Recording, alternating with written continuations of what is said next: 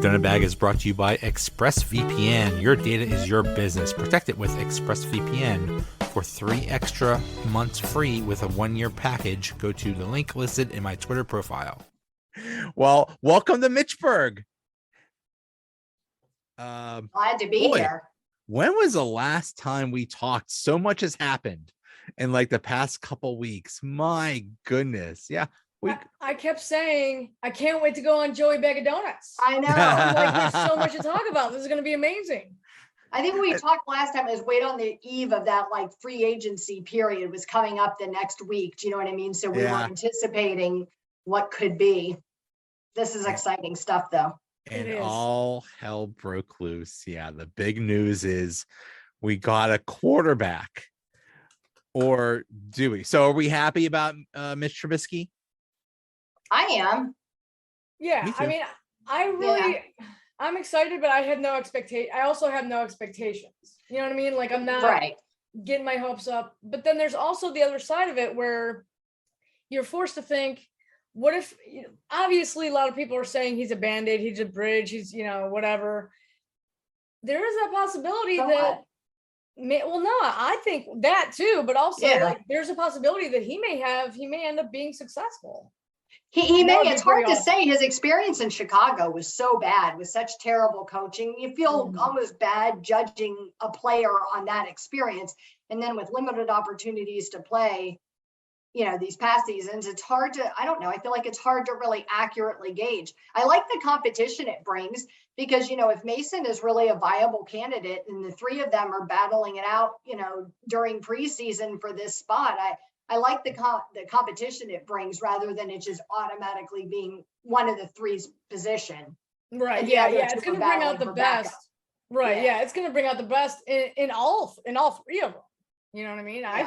Or 4 of them if we end up drafting somebody. I was going to say, are they going to draft someone? I mean, just today, Tomlin and Colbert were at the Liberty pro day to see Malik Willis. Yesterday they were at the Pitt pro day to see Kenny Pickett. Right. They had to go really far for that one. They had to walk the walk across the hall to see the Pitt pro day. But that's here's something I just heard, which I think is a great comparison. Ryan Tannehill for Mitch Trubisky. Ryan Tannehill in Miami was a disaster. He goes to Tennessee and becomes a really solid player. If Mitch Trubisky ends up like Tannehill, boy, they got something there. Tannehill is solid. Yeah, I agree. Yeah, I mean, he's not a Hall of Famer or anything, but he's helping that team get to where they are, and they've been successful ever since he's been there. So I mean, and the fact that he's got a running back, and that's the thing. I mean, you have to think about all the ramifications. You know what I mean? Like, more than likely, Mitch is going to start, but who knows? Either way, whatever quarterback they have, they've got a running back. They are starting to address the offensive line, albeit with some players that we didn't think would still be there. But they seem like they have a plan.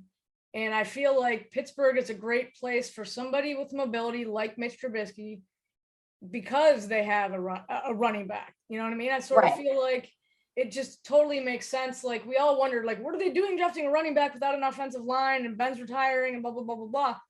Well, now we know, they wanted, this is what was in the cards. You know what I mean? Maybe they didn't know it was Mitch, but they knew they were going to be doing this. And so I think that it's just going to be a great confluence of everything to come this season for sure. Yeah, I agree. I'm glad to see that they're shoring up the O-line a little bit, and I expect that they'll continue to do that into the draft, and it makes a lot of sense. But I was saying to somebody today that I'm glad we put some of those other pieces in place with Najee and Muth, do you know what I mean? And then you have some of those strong players, and then you can look at building the rest of it. Right. Yeah. It's going to be such a fun offseason for sure. It already has been. It has been. The number one, the number one priority besides getting a quarterback was fixing the offensive line. And the offensive line, as it is right now, is Dan Moore at left tackle, Dotson at left guard, Mason Cole is the center. This is what I'm seeing on this depth charts. James Daniels at right guard and Chooks at right tackle. So you have 3 new members or 2 new members of the offensive line, and hey, keep them coming, draft more people, do whatever you would, just get shore up the line. And it didn't matter who you got at quarterback. I was glad to see that they did address some of it via free agency, because could you imagine if they had had all rookie offensive line next year, with the exception of Dotson, you know what I mean? Yeah. With the exception of a couple guys, mainly majority rookies, that would have just been awful. You know what I mean? So I think it was wise to go with Cole and Daniels, and James Daniels, played with Mitch in Chicago. So that's really awesome. Right. I think that I often wonder, I sit back and I think, was Mitch part of those conversations? Hey, this guy, you know what I mean? Hey, he's good. Get him. Yeah. Yeah, exactly. Probably. I don't know. Probably had a lot to do with it. Yeah. But this is one thing I want them to go back to doing is whoever you draft, don't make them a starter right away. Let them learn. Let them sit behind someone and learn. Don't just throw him in there. I mean, it was just a disaster last year with Kendrick Green and Moore, and it was just a mess. So give the whoever you draft, give them a chance. Just let them sit for a while, and even if they play later in the season, but don't just make them the starter right away. Right. Yeah. I never liked the blanket statement. Some teams do that, a blanket statement, we never start rookies. You know what I mean? That was a Vikings thing for a long time. Didn't matter who it was. They weren't starting them.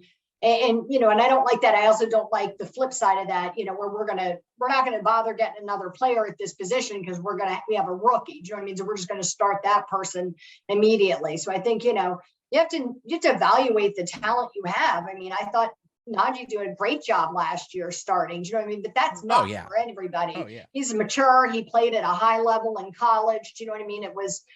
And he learned quickly and, did really as well as he could do in this situation. But for other people like Green, it was just unfair. That kid got beat up all year. Yeah, it's a difficult position. You know what I mean? It's really a terribly hard position. Yeah. It's a case by case basis. I remember TJ Watt.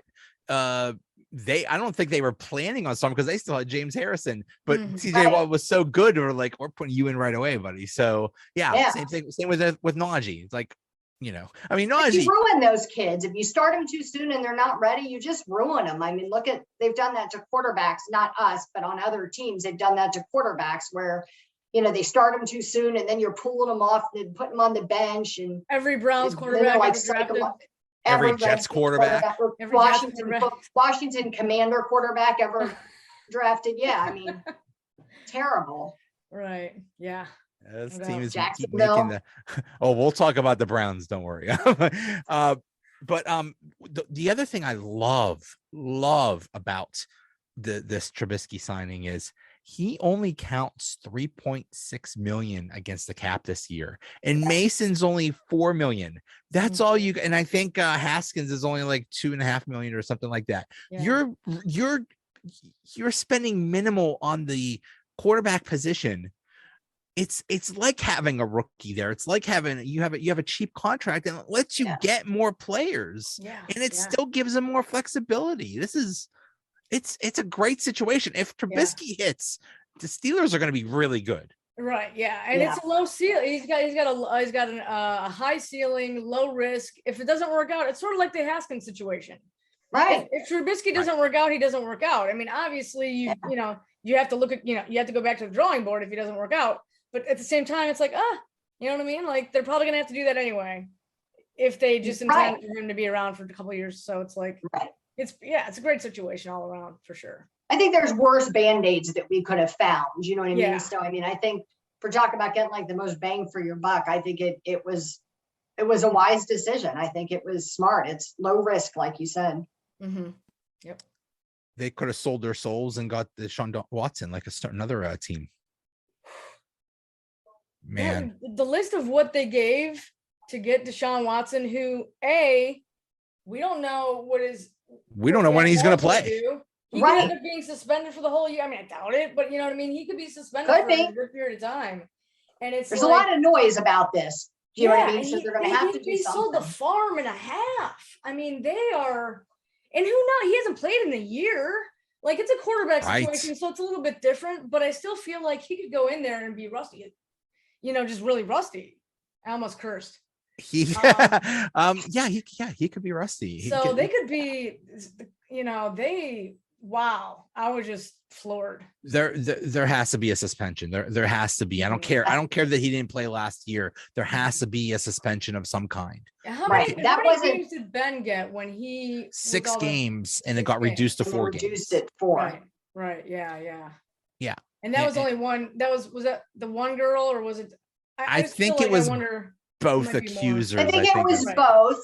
Yeah. And I'm not ever going to minimize the situation with Ben, but to me, you're looking at something like with 22 people that were involved in a business relationship with him. Do you know what I mean? This is like sexual harassment in the workplace. They went there as licensed massage therapists, and it's a legitimate business. Do you know what I mean? And you got people out here comparing them to prostitutes, and it's just not. No. And I have a friend who does this for a living, and she works with athletes in DC all the time, in their homes, in facilities, in all kinds of places, at their gym, all kinds of places, and there's this level of professionalism you expect, and it just.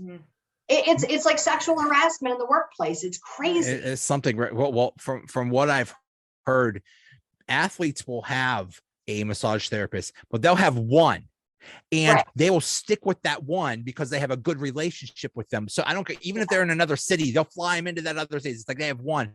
They don't go around to every single massage therapist in the city and say, "Come over." There's something. You have to have 22 when you burn bridges with all of them. Do you know what I mean? You freak them out. You scare them off. They won't do what you want them to do, whatever it is. You have to keep finding new ones. Yeah. And the Browns know it. They know this is shady and slimy. Yeah. And what's interesting is that a couple days ago, I don't know if it was the attorney for the accusers or if it was who it was, but he ended up saying to the media that the Browns never talked to him. He was never part of their whatever discovery, whatever the hell thing that they did. Due diligence. They never talked to him, and he said, and it's good because or I can see why, because of everything that I know, I can see why they didn't want to talk to me. You know what I mean? Like, can't pretend to have a blind eye if you talk to them. Yeah. We don't know. Yeah, we don't know. We don't. Who knows what's going to happen? Who knows what's going to happen? What's going to come out in these civil suits? Who knows? It's just, who knows if he's going to do it again? You think he's going to stop? He just got away with it. It's just, and this whole thing with the salary, it's like, well, if they suspend you and they take away your salary, we'll only make your salary 1 million, so that they're not taking that much money. Like, it's so slimy. Yeah, it really is. It's like coercion, or not coercion, but like working with him on this like master plan, this evil master plan or something. I just hate it. And it's sad because you have all these people out there screaming for the NFL to take a stand, and against violence against women, and instead of making any kind of a stand, they offer him like allow this ginormous deal to go through, like one of the biggest, and it's just crazy. It's just, I don't know. I know a lot of Steelers fans wanted him. I was really glad we didn't try to do that. Yeah, that would have been interesting if the NFL would have actually tried to step in, and I don't know if there's any precedents, if anything like that had ever happened before, but if they tried to step in and vetoed the trade, or as a stance, like you said, right? You know what I mean? To show a certain perspective or whatever about it, right? And now it's too late. Anything they do now, it's just like, it's it's conduct unbecoming, you know what I mean? And I said, if anybody else in their job did something like this, do you know what I mean? Even without the criminal charges, with that kind of investigation, with all the civil lawsuits coming, 95% of us would lose our jobs for something like that. I've seen people lose jobs for way less because it brings negative publicity to your organization, and they don't want that around. And the Browns welcomed it, and they didn't even, because there was the report. It's like Watson doesn't want to go to Cleveland, and Cleveland's like, well, how about we give you $250 million? You know, and here's I'm looking at the cap numbers. His cap number this year is 10 million. Okay, fine. But his cap number from 2023 to 2026 is 55 million. Yeah. That is, first of all, the Browns are crippled because they gave away all their draft picks. Yeah. And they're crippled in the salary cap because because his cap number is going to be so high, and who knows what's going to happen. It's just the Browns sold their soul. And no one player can do everything. Do you know what I mean? So just even if he turned out to be so great, you still need all the other supporting cast members that now you can't afford or go get. And a prime example is where he came from. Houston, what? Exactly. He was a one-man team there. Yeah. Look how that worked out. Right. Yeah. 28 and 26 record. Not exactly great. Yeah. Nope. But what do the Steelers do now? They need the needs right now are wide receiver and strong safety, it seems like. Yeah. And the talk is Honey Badger. I would love Honey Badger. Yeah. I would love that. Yeah, I guess the next Steeler, how expensive that would be. Yeah, that's true. That's true. I mean, I think there probably is some kind of market value up on Spot Rack if we wanted to look into it, but it would be a lot of money, obviously. But I sort of feel like it would be worth it.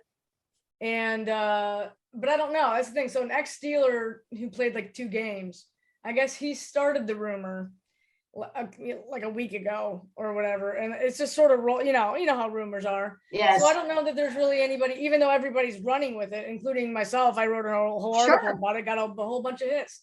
Who knows if there's actually any, people are fascinated, like hoping it's happening. They're hoping that they read something where there's some inside scoop that he's really coming to us. I think it would be great. I wish he would just say what he's doing so we can move on to the next thing. Yeah, exactly. Stuck right there on Honey Badger. Right. Yes, for sure. I would certainly welcome it. His valuation, I don't understand this. It's either 5 million or 14 million. I'm not sure. That's pretty. It's a pretty big difference. Yeah, that's a pretty big difference. I'm not sure. I'm not sure if I'm reading this right. So yeah, I mean, but they still have a little bit of space. But that is you still have to pay Minka. You still have to work out a long-term contract with him. And then you would pay, Honey Badger a lot of money. That's a lot of money to be invested in safeties. It is. And there's always Terrell Edmonds. Terrell Edmonds, you could get pretty cheap. Probably he's still out there. Yeah, he's still out there. He is. I thought that Mark Caboli wrote a really good tweet today, saying, according to the NFLPA, Steelers have 16.5 million in cap space, which doesn't include Witherspoon or Adams because neither of them have signed yet. Right. So you can assume when both of those hit the books, it'll settle in to about 15 million they'll have left. He says they need 10 million for the draft for reserves, and restructures will likely save for 18. Restructures or he says that they'll likely restructure Minka. And there's some Deontay. So it looks like we might have the money to do it, depending on what he would want, but who knows? Right. And they just lost JuJu. What are they going to do about that? I mean, they draft. So I mean, there's so many wide receivers in this draft. Yeah, I think. I mean, and it's a strong market, I guess, or a strong wide receiver class, I guess. So it is. I mean, right now it's basically Deontay and Chase Claypool are your wide receivers. So you need to get somebody.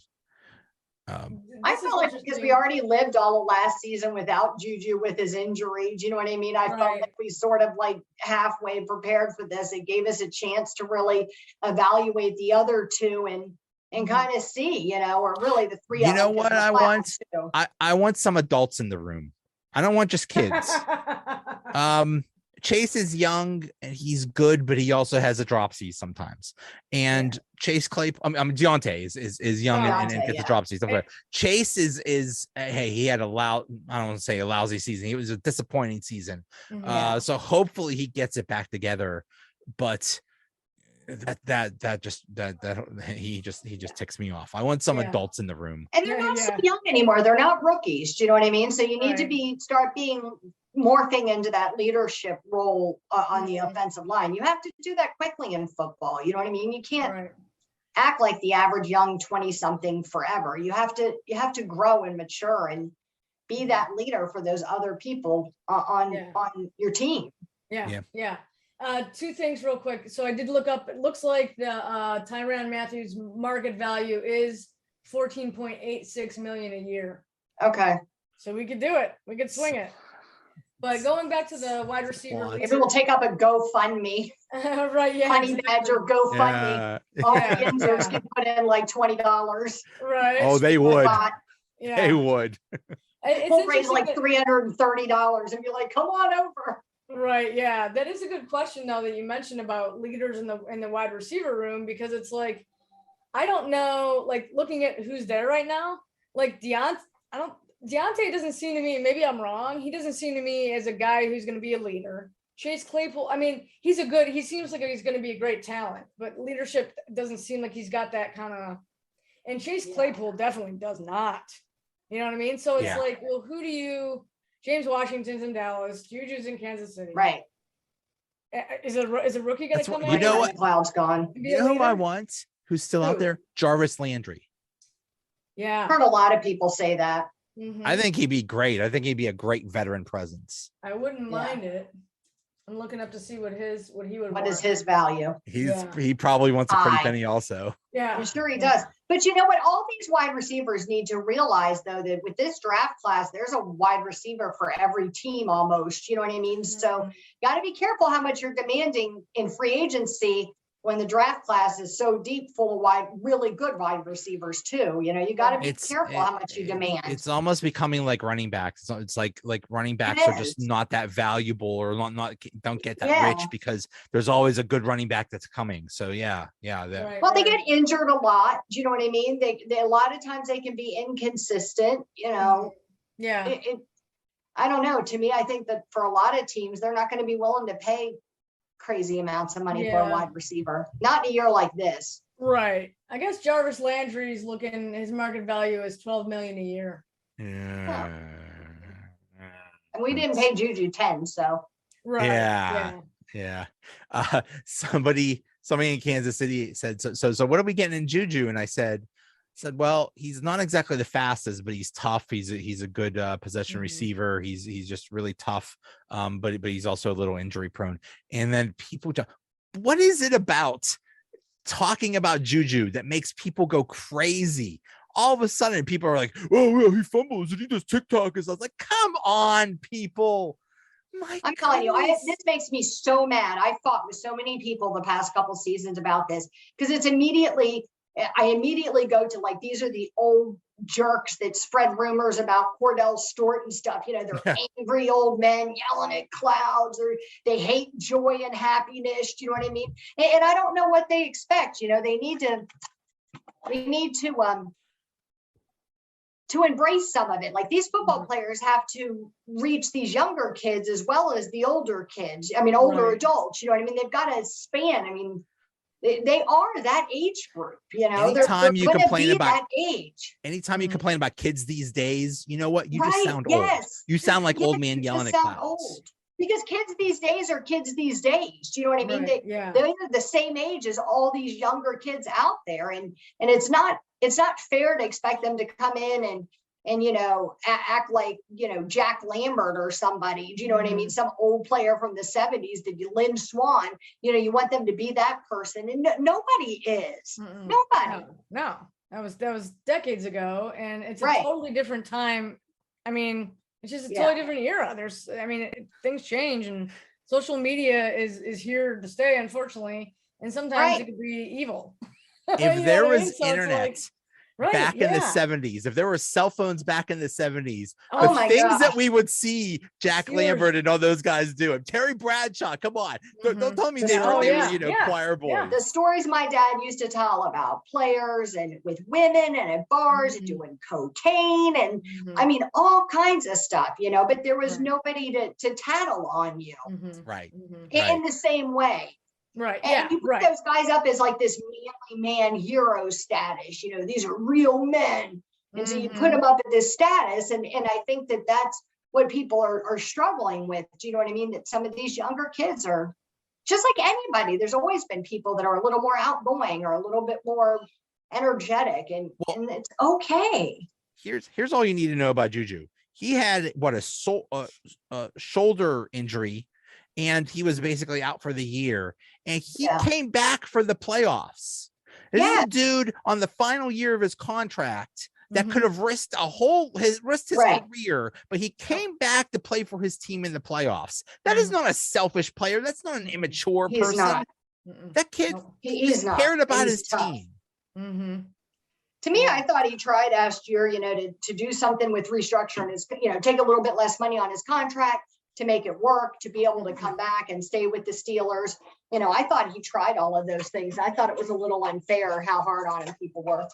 Yeah. And apparently it's the same story this year. You know what I mean? Like, apparently he's saying he wanted to stay in Pittsburgh and that Pittsburgh didn't want him. And it's just it's sad how it's being framed, but it does really just come down to the fact that it's a business.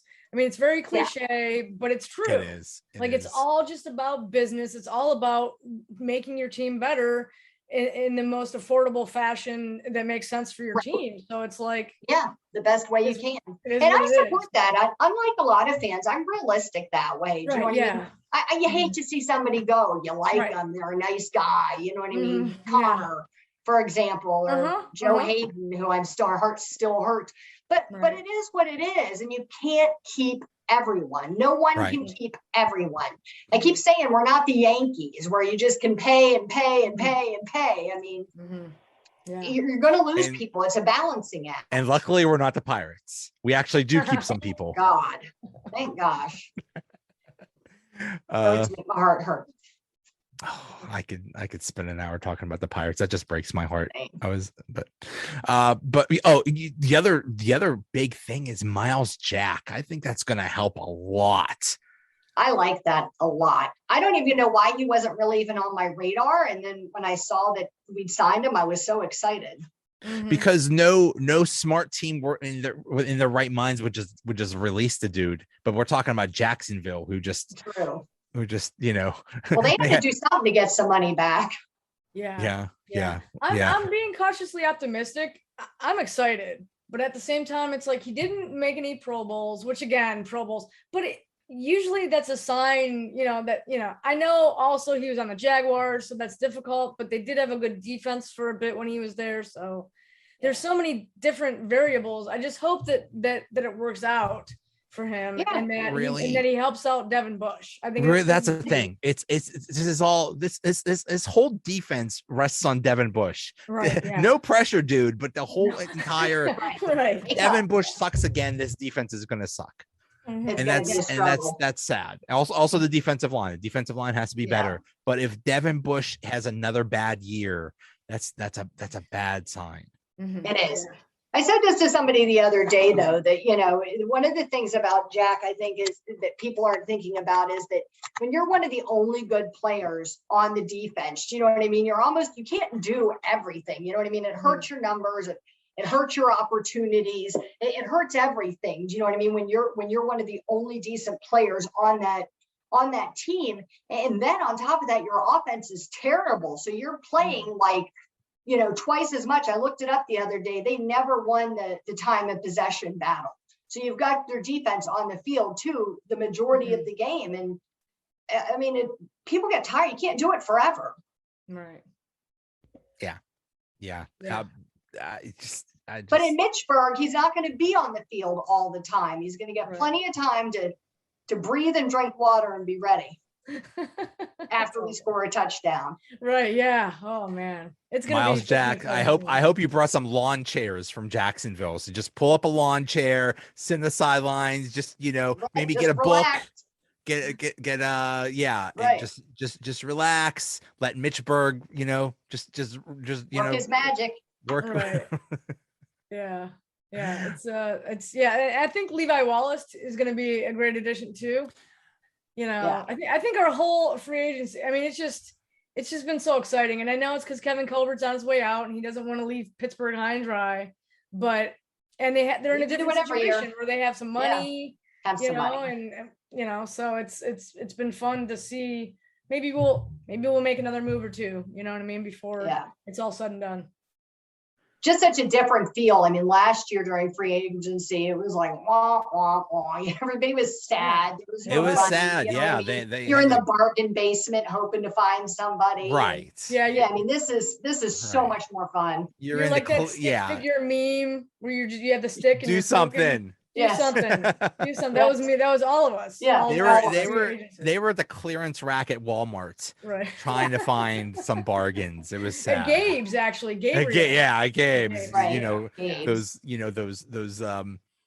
shirts that have like extra buttonholes or something. Extra arms.